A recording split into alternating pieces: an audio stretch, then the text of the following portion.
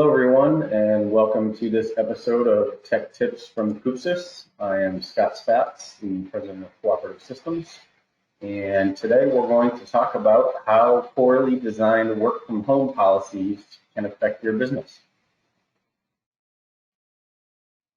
So, based on kind of the latest COVID-19 pandemic and what everybody's been dealing with over the past number of months, we wanted to talk a little bit about how a poorly designed policy, if you either have one that's not designed well or you don't have one, how that work from home policy could affect your business. So a few things we're going to talk about today.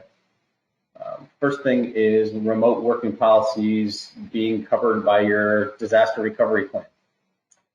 Secondly, security around how your technology is secured and maintained and how that's important to your business. And then having backup contingencies and clear communication with your staff in place. So first thing, should your work from home policy be covered by your business disaster recovery plan? And the answer is yes.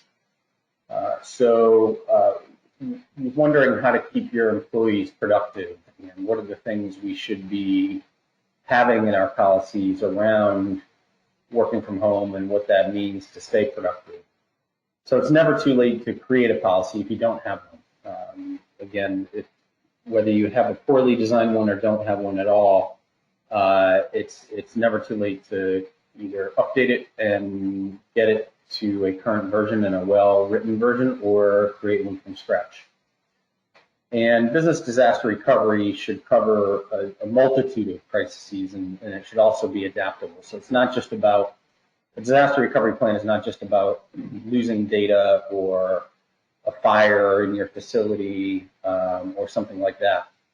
You really need to cover all the potential disasters and what may occur, and then be able to update it. I mean, whoever thought we'd be dealing with what we're dealing with right now and what we've been dealing with over the past few months, where that needs, a health crisis needs to be a component of our overall disaster recovery plan. But again, having a policy be adaptable is largely important there.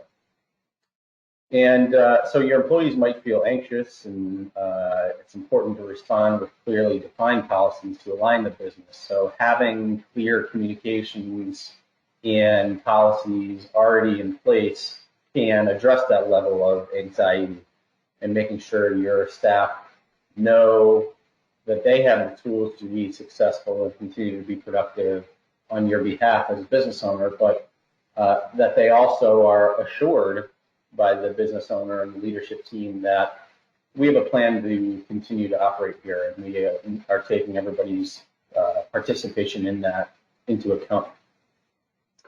And this shouldn't be only one person's discretion. It's got to come from the top. It's got to come from your leadership team. It's got to come from the directors of the organization who set strategy and direction for the organization. So this is not something that you should be tasking an admin level person with, in just getting something on paper and distributing it out to your staff. This really needs to have your language, your direction, your vision, and your assurances to your staff around that we're protecting our business and we're protecting you as the team members and staff members of our business.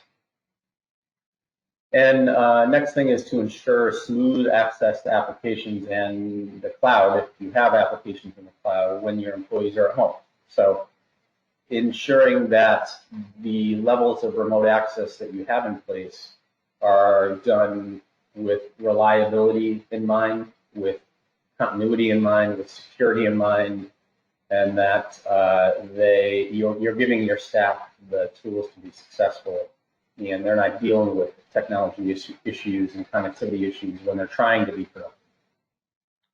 And business disaster recovery should cover what happens in case a provider or service stops working, and that we have alternatives to that. So do you have key providers or vendors that you rely on day in and day out, that what happens if they go down or they are unavailable or something happens to their business? Do you have a plan in place to address that and to continue through that and put in another solution?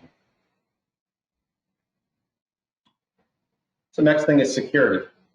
As I'm sure you're all aware of, security is hugely important in today's technology makeup with any business.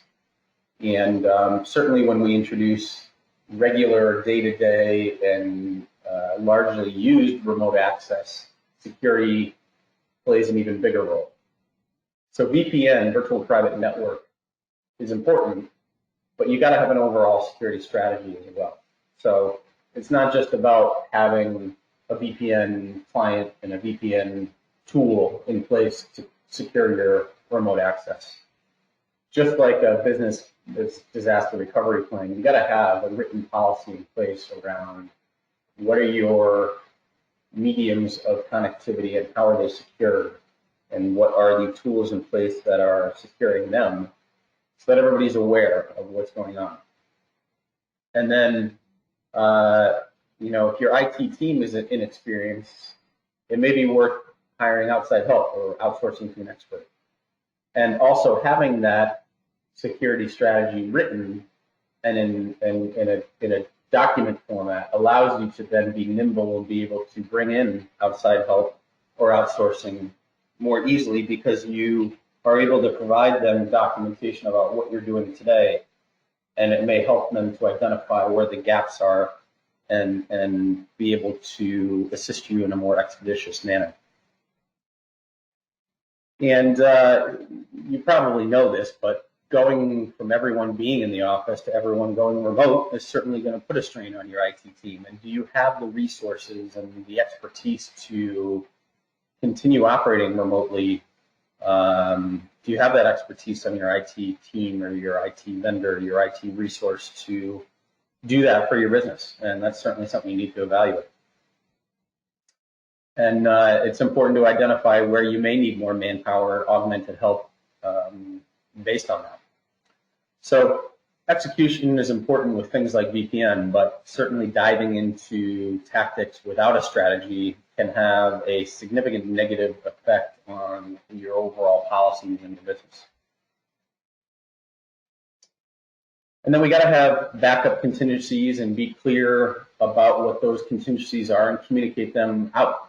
So a lot of IT people and business professionals, good business professionals who own and operate successful businesses, they often overlook that.